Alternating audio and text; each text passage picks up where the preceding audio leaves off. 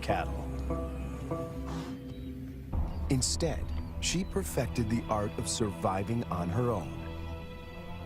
Without the help of a pride, this lioness had to adapt. When she hunts, the combination of patience, power, and speed is spectacular.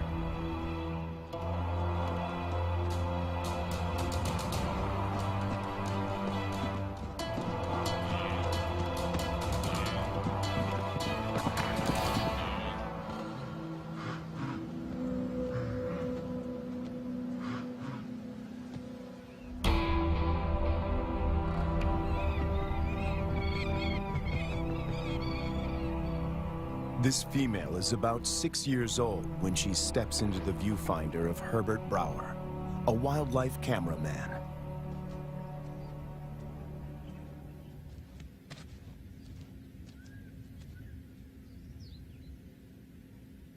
She'd been rarely seen, and if then only at a distance. But suddenly there she was, right in front of our eyes. Herbert is captivated by her and returns to the floodplains of Luwa year after year. It comprises 3,600 square kilometers and borders Angola in the west. The bank of the Zambezi floodplain marks the eastern boundary of the park. People living here tell Herbert that the lioness has been alone for many years. They call her Lady Luwa.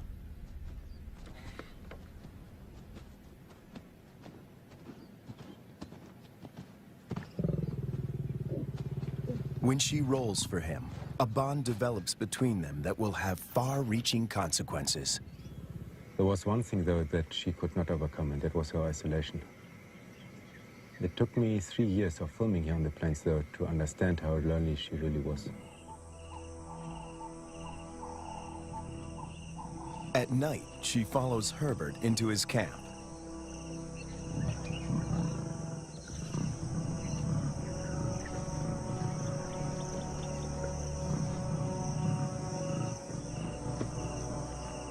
He would never expose himself to wild lions on foot, but he instinctively knows that she means him no harm.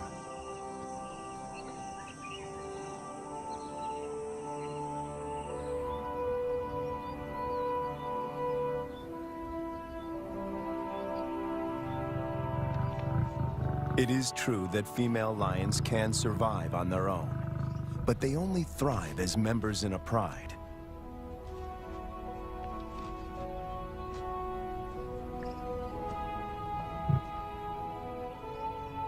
Is it possible to find Lady a mate? And could they produce cubs and form a new pride? These are the burning questions facing Herbert and experts at African parks.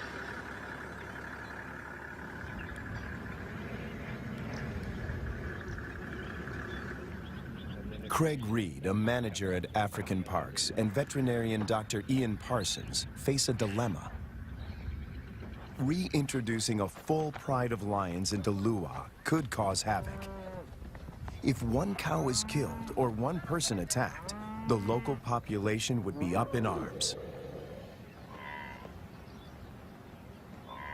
If they find her a mate, she will hopefully teach him and their cubs to stay away from cattle and people. The project is even more viable if she can transfer her impressive hunting skills. It takes 4 years of detailed planning to get the project off the ground. Lady is now collared to keep track of her movement. The average age of a lion in the wild is 16. She has about 6 years to produce a litter.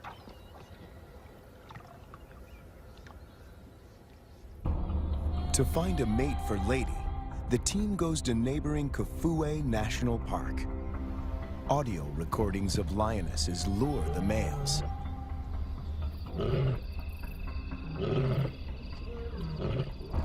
Wildlife vet Dr. Ian Parsons darts 2 males. As a coalition, they stand a better chance to survive the trauma of a translocation. The big question on everyone's mind is whether these two males will bond with Lady. If they do bond with her, she might be able to teach them how to keep a low profile and avoid the villages.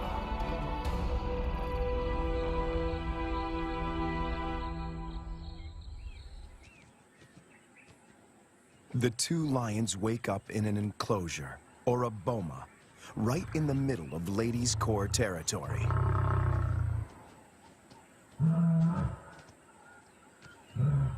One of the males is 3 years old, the other a bit younger. Lady is almost 8 years their senior.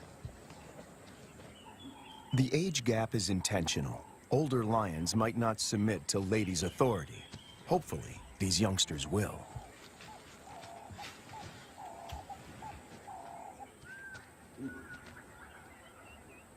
This is the first time in years that Lady has set eyes on her own kind.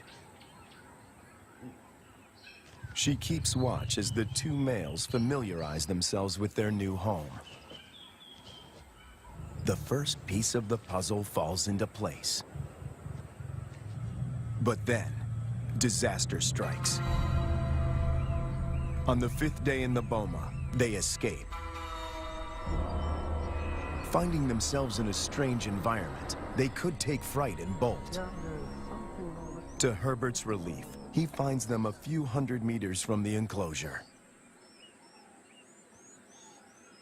Lady's response is odd. She rolls to show them she is not a threat, but she doesn't approach them. The males are aware they are in her territory. Everything is new. It's going to take time to adjust. Before she leaves, Lady marks the territory with her urine. It's a strong message. She's the landowner. They are the squatters.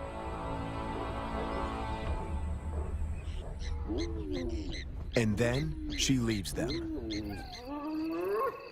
The presence of two new lions in Lua has a huge impact on the local residents.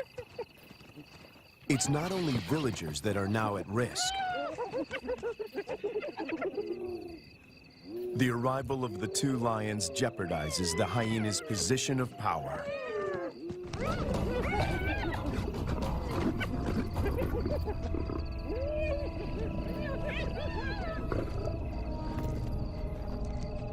Together, they make a fearsome team. Only the younger of the two wears a collar, as they are almost never apart. The acid test is to see whether they will mate with Lady or leave her to seek other females. It's a precarious start, but the journey has begun.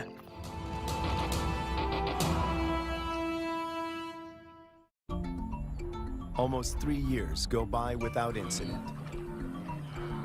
It's November, the beginning of the rainy season. Thousands of wildebeest pour into Lady's territory. The males are hardly recognizable. They are now almost 6 years old, and their bodies are beefed up, their manes more pronounced. After all this time, they're still together and have bonded with Lady, who seems to be doing all the hunting.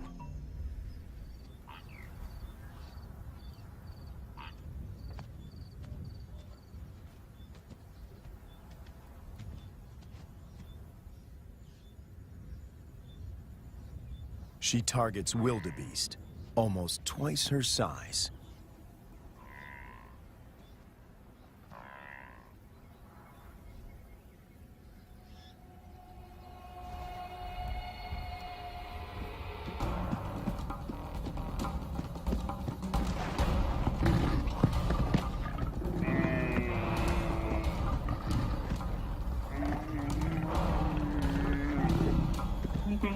With a powerful bite to the neck, she suffocates her quarry. It's all over in minutes. The meat from a small calf could keep her going for a few days, but she's not hunting only for herself.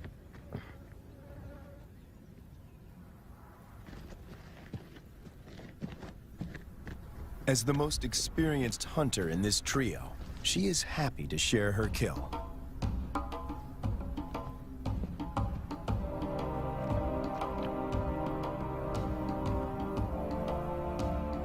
The fact that she allows the males to join her, and that they don't chase her off the carcass, is significant. Eating together is the first building block of a pride.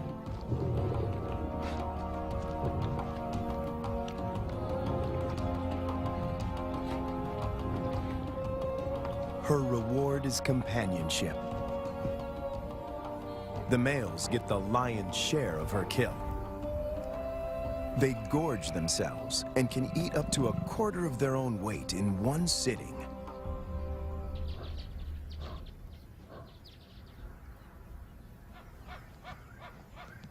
For the first time, Herbert sees the two males compete. It is the younger of the two brothers that emerges as the dominant male.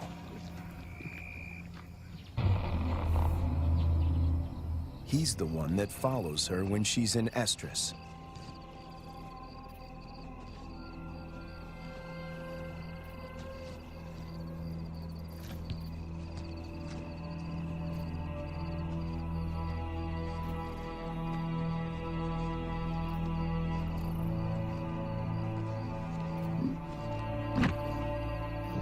He grimaces, curling back his lips to expose an organ in the back of his mouth that picks up faint chemical pheromones.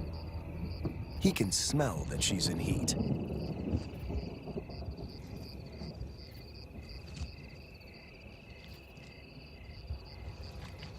It's the dance Herbert has been waiting to film for years. The brother watches from the sidelines. Lady stays receptive for several days and copulates frequently. Both males stick to her like glue. They won't fight over her. As members of the same coalition, they come to a gentleman's agreement. If the dominant brother tires, the other might get a chance to mate as well. Now she rolls, not to greet Herbert, but in submission.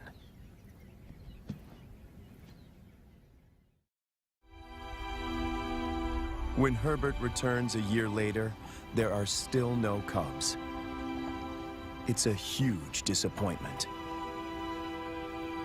Lady is now almost 13 years old, and Herbert and the team must consider the possibility that she is infertile.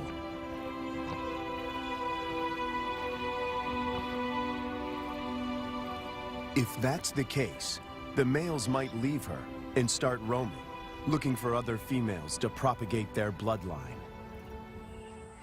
And that will bring them in direct contact with villagers.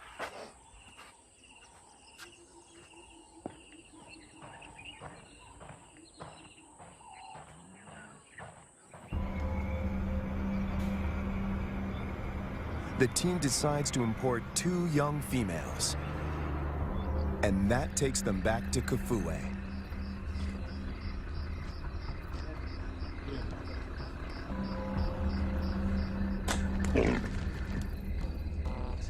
Again, the team faces a dilemma. If the females are too old, they might injure Lady or drive her out of her territory. Too young, and the males might kill them.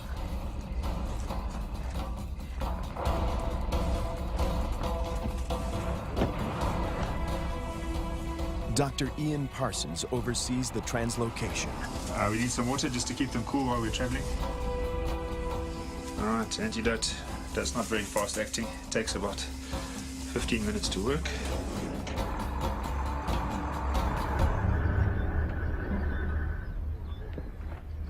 Tranquilized and blindfolded, the 2 females begin their journey to Lua. Their arrival is coated in irony.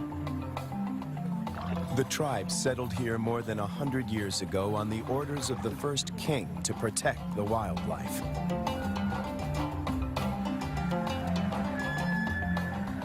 But many of them have never seen a lion. And yet lions have always played an important part in the biodiversity of Lua. African Parks aims to restore the imbalance. But this is only possible if Lady remains the central character. She has to teach the new arrivals the lay of the land and teach them to keep away from villages. The question now is whether she can transfer these skills in time. The two lionesses are collared with radio transmitters before being released into the enclosure.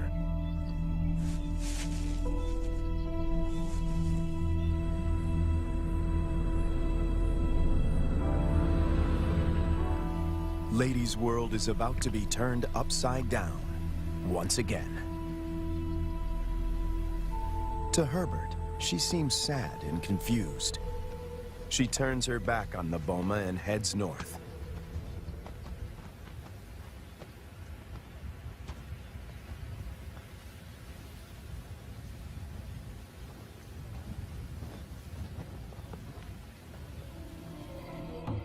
The males, on the other hand, are very interested.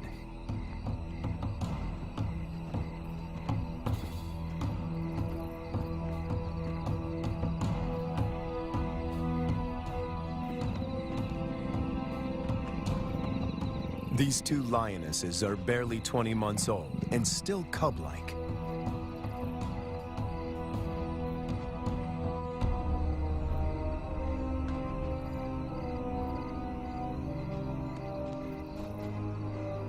Male lions are known to kill cubs they haven't sired. No one knows how this will play out.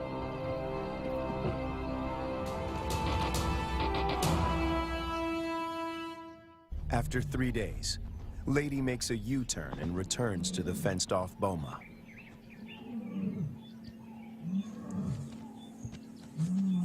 The two young females respond to her calls.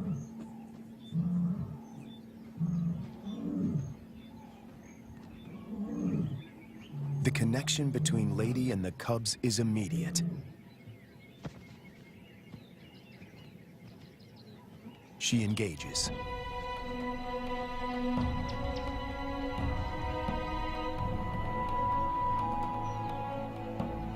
Cats are vulnerable when they expose their undersides. When they roll, they express submissiveness.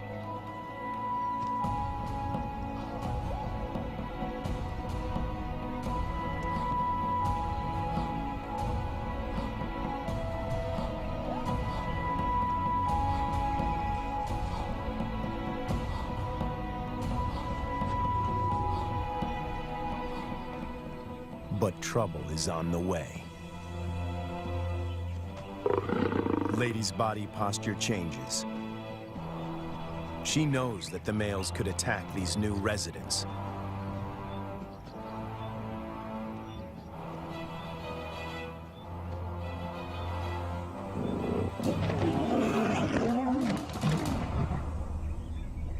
Ears back, every muscle contracted. She puts the males in their place.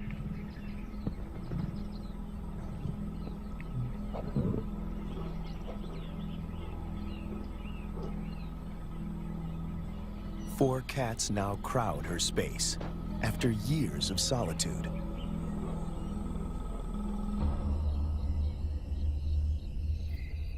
When the males were in the boma, Lady disappeared for days. But now she is intrigued by the cubs. She keeps constant vigil. The electrical current that runs through the fence is non-lethal, but does give a sharp jolt. Lady is clever. She discovers a broken wire and tries to gain access where the circuit is breached.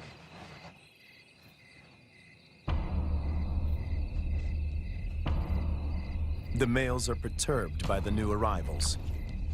But before they get any ideas, Lady asserts herself. The balance of power might have shifted, but she's still in control.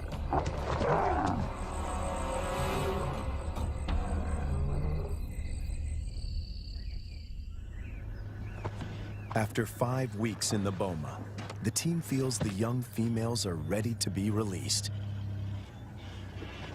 Not sure how the males will react, they lure them away with a fresh carcass.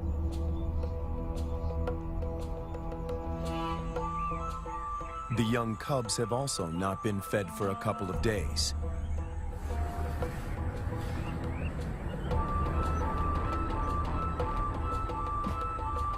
When the gates open, a new chapter begins.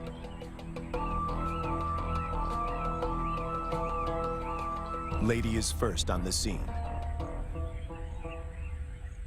The cubs have spent more than a month in the boma to adjust. The question now is whether this newly forged bond will hold when they step through the gate.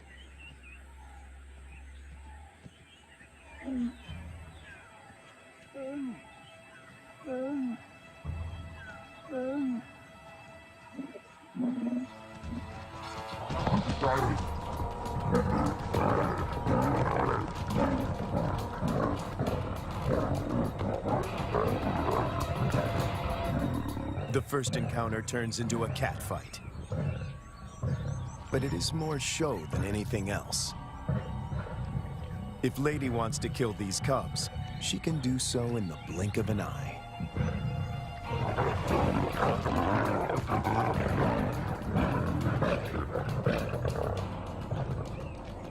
The first contact might seem aggressive, but it plays out according to plan. Lady is doing exactly what the team hoped for. She accepts them in her territory and establishes her dominance.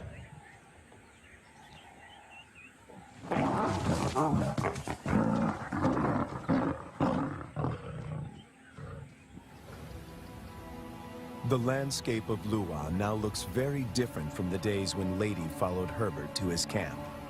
Now 2 young and subdued females follow her. But Lady is not used to having an entourage. She's not at all familiar with the dynamics of a pride.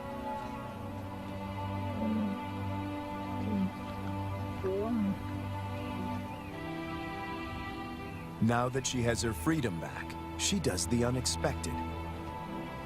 She abandons them.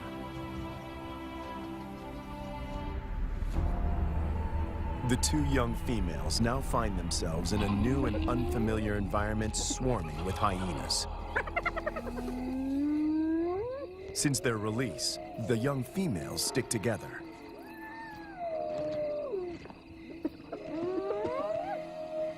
But their lives are in real jeopardy.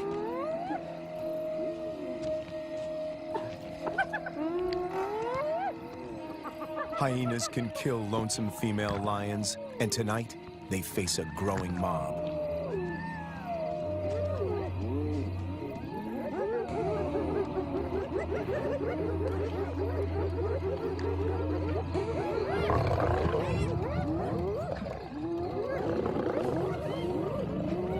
In no time, the newcomers are surrounded by a hungry and ferocious clan.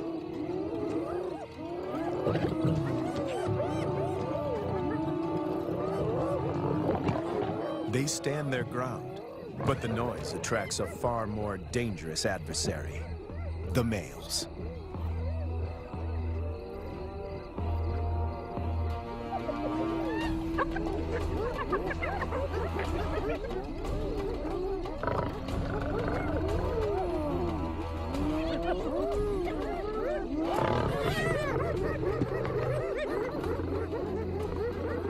The 2 brothers have finally tracked down the youngsters in the wild, and Lady is nowhere in sight to protect them.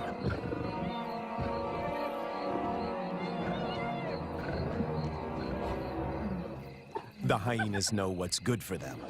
En masse, they retreat.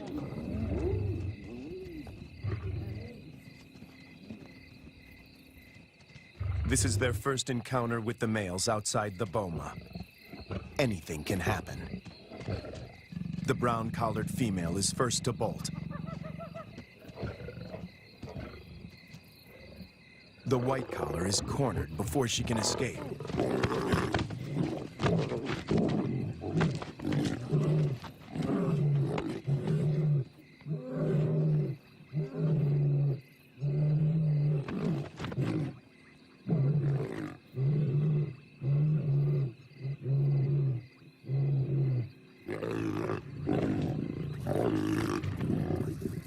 2 against 1. The odds are not in her favor. But her assertiveness could be her saving grace.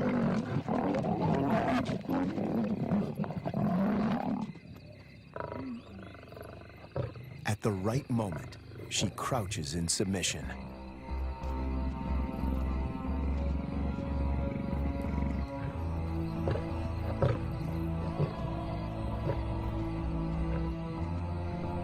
The encounter with the males is a frightening experience for both young females.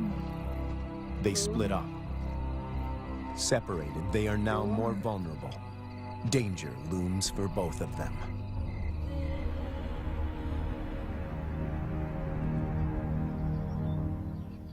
The team manages to track down the females, and they are reunited.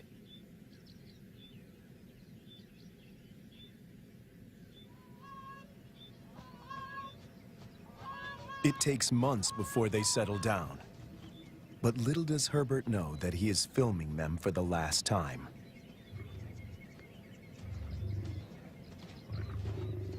The next day, the brown collar is gone.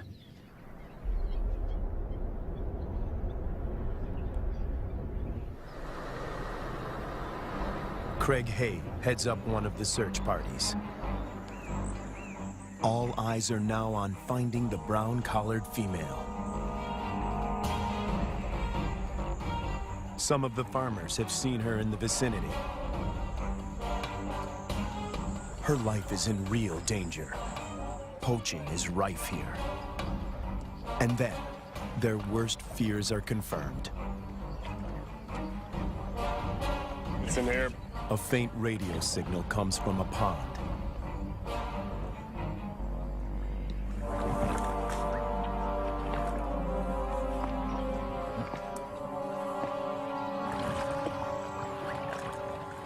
Guys, I got it. It is the brown collar. It's been cut. Yes, been cut with a sharp knife. It's a definite cut. You see, so someone found the lion and threw this in. Or killed the lion. Killed the lion and threw this in. The mood is one of despair.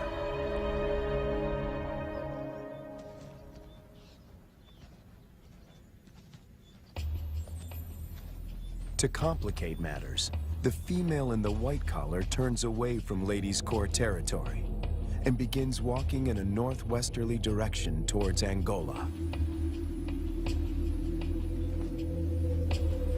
Even if she survives, in time, she will outgrow the collar and suffocate.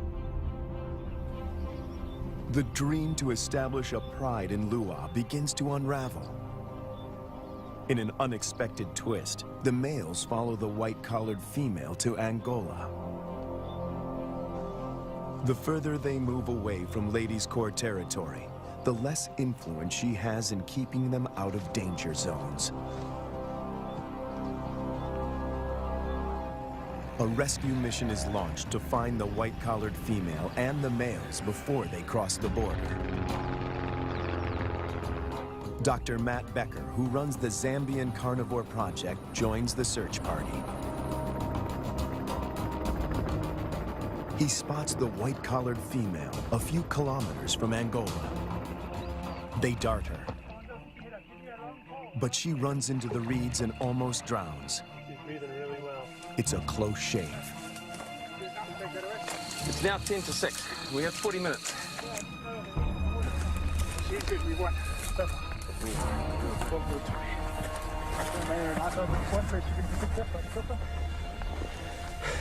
Let's make sure it doesn't get her nose. It's going to be windy. The rescue mission is tricky. The small helicopter can barely lift her, and the ground team must help before the pilot manages to get his precious cargo airborne.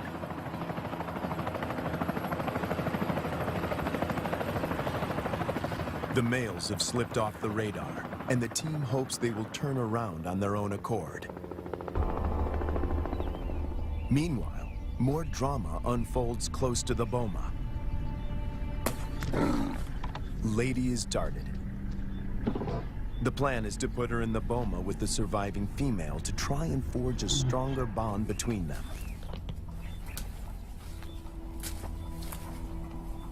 It is the most difficult decision the team has had to make until now. Lady has never been deprived of her freedom.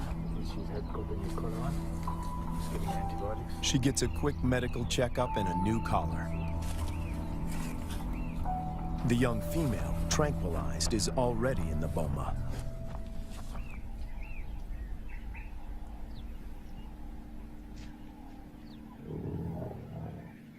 No one knows how Lady will behave in captivity.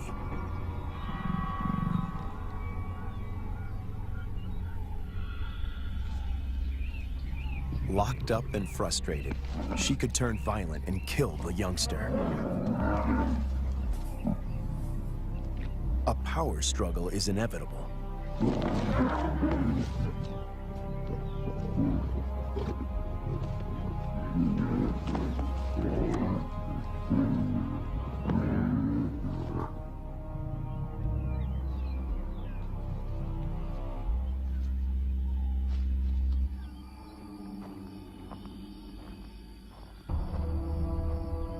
More bad news. One of the males crosses the border and is killed by cattle farmers in Angola. Of the 5 lions, now only 3 remain. Would this be enough to start a pride? No one knows for sure. Lady, when she recovers from the anesthetic, is extremely agitated. She is on the wrong side of the fence and she can't dig her way out.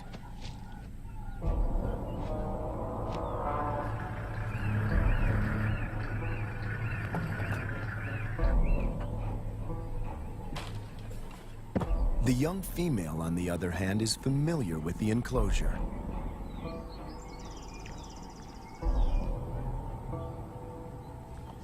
This puts her in a strong position to assert power and seize authority.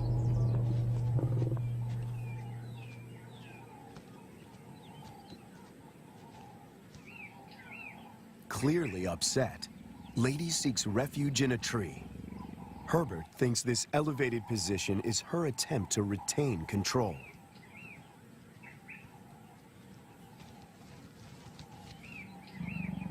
Hunger eventually tempts her down.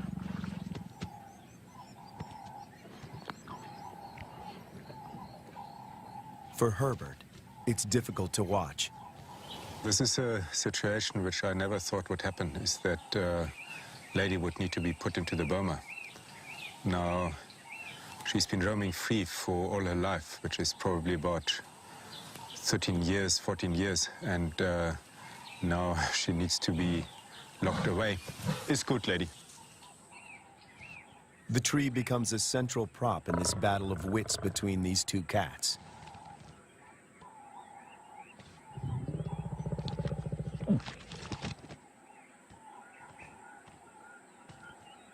The young female catches on very quickly. She is lighter. If height is of any consequence, she can go higher.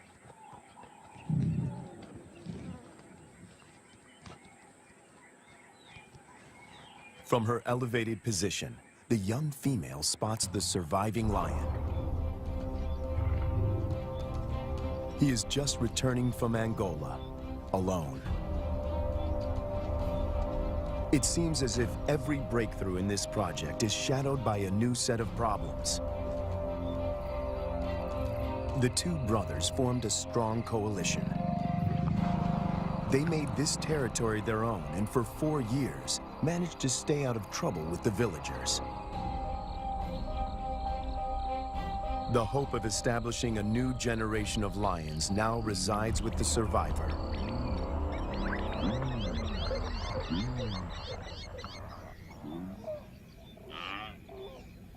Lady and the young female emerge from the boma after 7 weeks. The outcome of the bonding exercise is disappointing. They split up. Lady doesn't want another cat on her tail.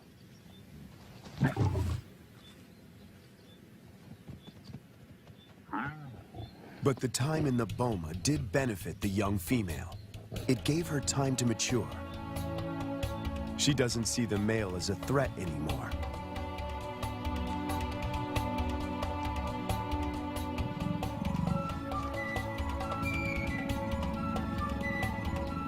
There is an explanation for her playful behavior. She is an estrus. Lady is excluded from this courting ritual. After all the turns and twists in this complicated plot, she finds herself once more alone.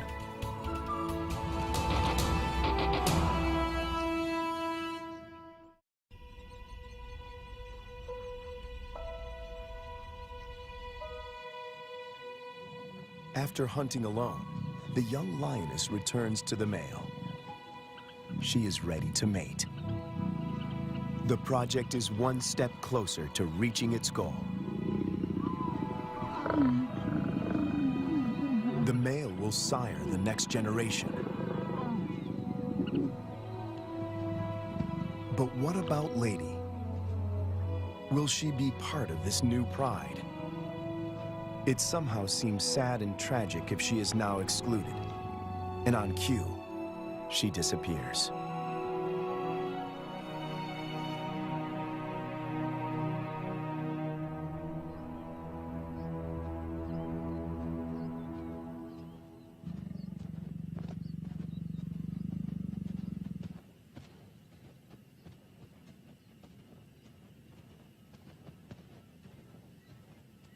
The male now follows the young female when she hunts. To feed both of them, she must target bigger prey.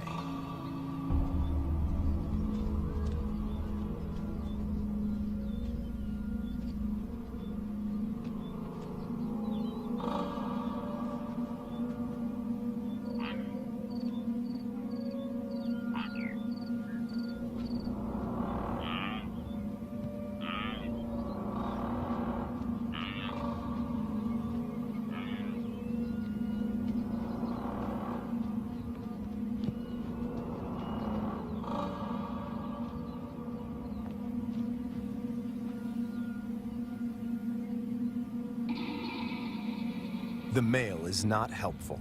His overeagerness spoils the hunt.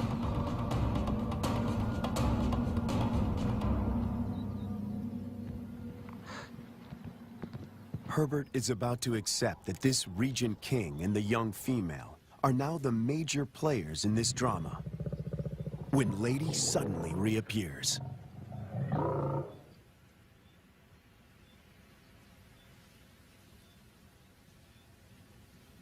The young female watches the reunion from a distance.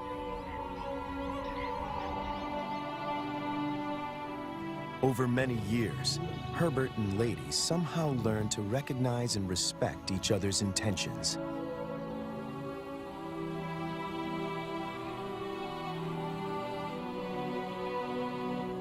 When she looks at him now, he feels he can almost hear her asking, "Is this what you wanted?"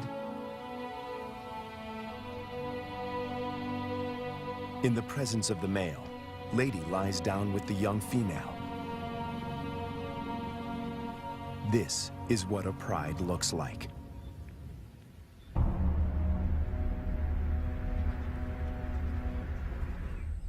After so many years, all the effort and energy that went into this project seemed to pay off.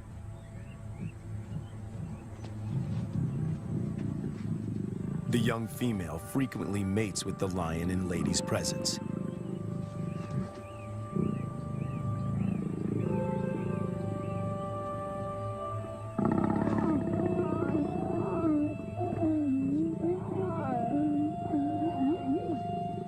Females are the cornerstone of prides. They form strong bonds and hunt together. The male's instinct is to protect them, and his drive is to breed.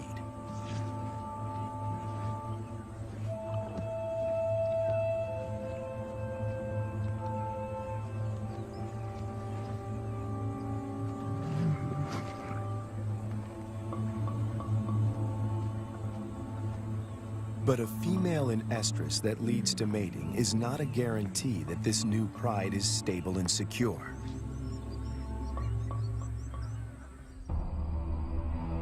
Hunting together is the final test. And then it happens. The young female takes the lead. Lady follows. This is certainly a new development. And the outcome is swift and lethal.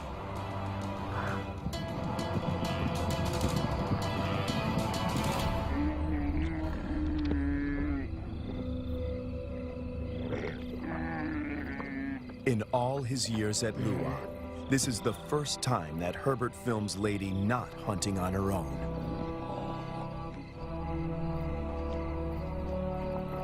When the male joins them, the circle is complete. The air is full of promise.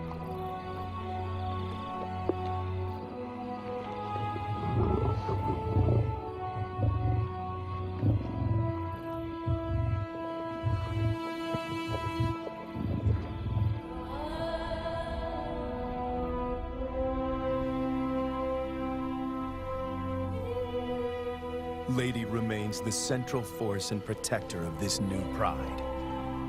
She may not give birth to the next Lion King, but she will make sure that he has a kingdom.